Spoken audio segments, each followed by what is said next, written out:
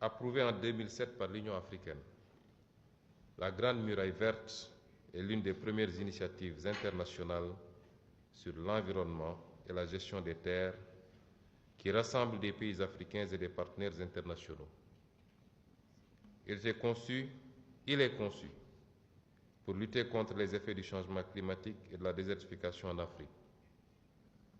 À ce titre, il vise à restaurer 100 millions d'hectares de terres dégradées dans les 11 pays de l'initiative, à assurer la séquestration de 250 millions équivalents tonnes de carbone et à créer 10 millions d'emplois verts d'ici 2030. En 2020, l'évaluation faite par l'Agence panafricaine de la Grande Muraille verte des activités menées dans les 11 pays membres a conclu à la nécessité de mettre à l'échelle les résultats positifs obtenus. Les résultats encourageants témoignent du potentiel de cette initiative au point que de nouveaux pays manifestent leur intérêt à la rejoindre.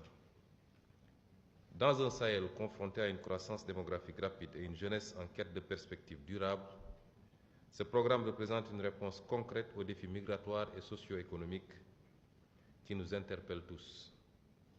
Pour atteindre ces ambitions, il est impératif que nous puissions redéfinir les missions de l'Agence panafricaine de la Grande Muraille verte.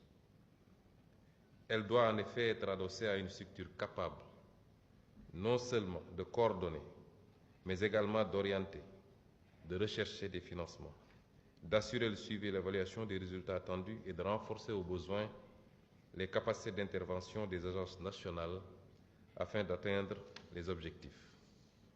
Ainsi, la présente session, essentiellement consacrée à la validation de l'audit institutionnel, organisationnel et technique de l'Agence panafricaine de la Muraille verte et des structures nationales, est un rendez-vous important, une opportunité qui marque une étape décisive en droite ligne avec cette volonté commune affichée pour la redynamisation de cette agence.